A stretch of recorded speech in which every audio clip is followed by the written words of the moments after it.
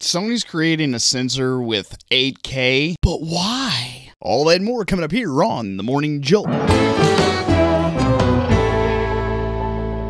What's up, guys? We're back here with yet another video, and on today's show, I want to talk about these new sensors that Sony is supposedly be coming out with. So, I mean, as we all know, Sony is pretty much on the bleeding edge of sensor technology. Most of the other big camera brands already use Sony sensors, Nikon, Fuji included. But these next two camera sensors, I mean, really do start to kind of push and blur the lines between what is possible and what's actually needed. So for those of you that have been living under a rock and you haven't heard what the actual specs are, here they are. The first sensor is going to be coming in at 16 megapixels. It's going to have 16 channels. It's going to be able to do 4.6 frames per second at 16-bit, 12 frames per second at 14-bit, 8K 30p at 12-bit, 8K 60p at 10-bit, 4K 60p at 12-bit, with full HD 300p at 10-bit. Sensor number 2 is going to be 36 megapixels, 10 frames per second at 16-bit, 60 frames per second at 10-bit, and on-chip phase detection autofocus. Now look, I'm going to be the first one to admit that these are extremely impressive specs, but I have to ask you all, be honest with me though. Seriously, if you decide to answer, be honest. How effectively are you all going to actually be able to utilize these specs? Now, I have looked, and I have looked, and I've looked, and I've tried to compare between 8-bit, 10-bit, 12-bit, 14-bit. I've tried looking at all of these different specs. I've tried to look at, you know, the different quality levels between all these different bit depths on images, at the very least, images. And honestly, to my eyes, maybe I am just that unaware. Maybe I'm just that unperceptive, but I honestly cannot tell the difference between 8-bit and 14-bit, whether it's compressed or uncompressed. Granted, I do think that having that deeper amount of bit depth will allow you to edit more efficiently, more effectively, and you'll be able to push it a little bit further or whatever. But I mean, how many of you genuinely have ever gone into a photo editing session and went, holy shit, what the hell? I can't edit this 10-bit. I absolutely have no idea. What am I going to do here? What? Huh, Barry, tell me, what am I going to do here? I can't edit this 14-bit. I mean, this is just trash. Seriously, I don't think any one of you has ever done that. Seriously, there might be like 3 of y'all that had like a super duper high resolution monitor display or something. Maybe you blew that thing up by, 10 foot by 12 foot and you went, oh my God, will you look at all of that? You never noticed. You normal people, you mere mortals, y'all never noticed it. Y'all never once edited a photograph and went, Jesus Christ, I can't work with this. And you know it. Y'all know it.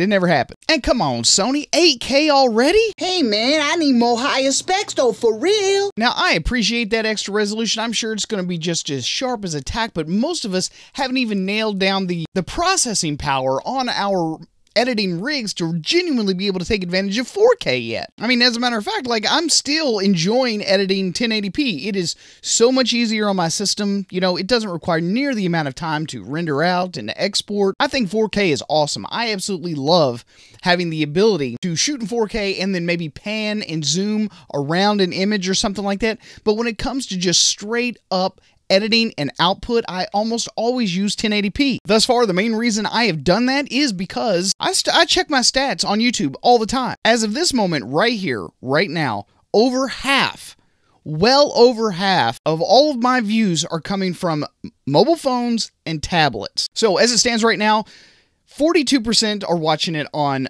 a computer, 43% are watching it on a mobile phone, 9.7% are watching it on a tablet, 5.1% are watching it on a TV, and a 0.5% is watching it on a game console. Now, you're going to ask yourself, why is that significant? And I'm going to tell you, more and more people are consuming their media on small, portable, mobile devices. To have that much resolution, to have that much bit depth, and having to use massive amounts of computing power to output massively huge files makes absolutely no sense. Now, if the trend had continued where our devices were getting larger and larger and larger, all right, look, I know a lot of TVs these days are going like 65-inch, 75-inch, but they're still only being shown in 4K resolution. You're not looking at photographs, or video for that matter, in 8K on your TV, and even if you did, you wouldn't be able to tell the difference. Granted, that technology will catch up. up. It's coming. It will get here soon enough,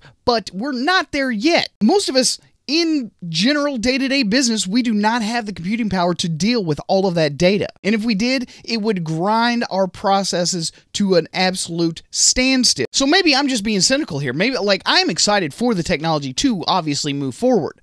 But I would have much rather have seen, you know, just a lot of refinements to the already existing technology, not always just bumping up the specs constantly more and more and more and more. Specs are great. Specs are impressive. They grab headlines. And I'm sure that that's what Sony is looking for here. 8K 60 frames per second at 10-bit. I mean, that's ridiculously impressive stats. Hell, even full HD at 30 frames per second at 10-bit is also ridiculous. That is 10 times faster than 30p. Can you imagine the amount of slow-mo that's in good quality? To me, that's just insanity. I mean, so the specs themselves are impressive, but how many of us truly are going to be able to utilize all of that stuff? Now, I know I kind of sound like a bit of an old codger here, just kind of going like, what do you need that for? But realistically, the computing power that we currently have is not going to be able to keep up with these stats. So I have to ask, is this just technology forcing technology to move harder, faster, quicker, or is it just overkill at this point? I mean, I'm going to be honest with you all. Most of the media that I consume, whether it be video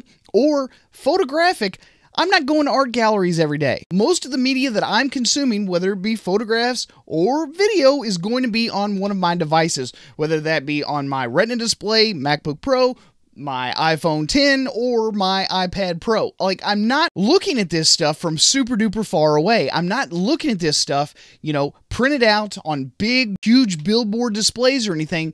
That's where I'm consuming my media, and it falls in line with what everyone else is consuming my media on, and that's mobile devices. Again, maybe I'm the outlier. Maybe I'm just out of my mind. Maybe I don't have something in my head figured out. Maybe it's really important. Maybe it's really relevant, and I have just missed the boat here. And if I have, I would love to hear what you all think about these stats just constantly, massively increasing year to year. Like I said, I'm impressed, but we don't have the computing power to deal with it.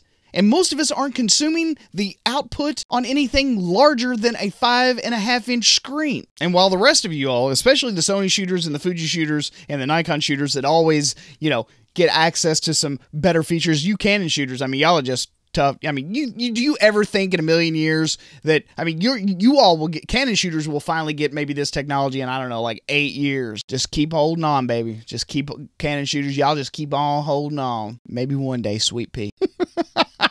Seriously though, like, Sony's entry-level cameras are going to have this in like 2 years, and y'all still going to be there with y'all's $6,000 DSLRs. Oh man, I wish I could have some of that too. Alright boys, that's all I got for you all today. Hope you guys enjoyed the video. If you did, don't forget to give the video a thumbs up, and also subscribe to the channel if you happen to enjoy this video. Again, thanks so much for watching yet another Morning Jolt episode here on The Photo Video Show. I'm your host, Mark Puckett, and I'm going to see you guys again on the next one.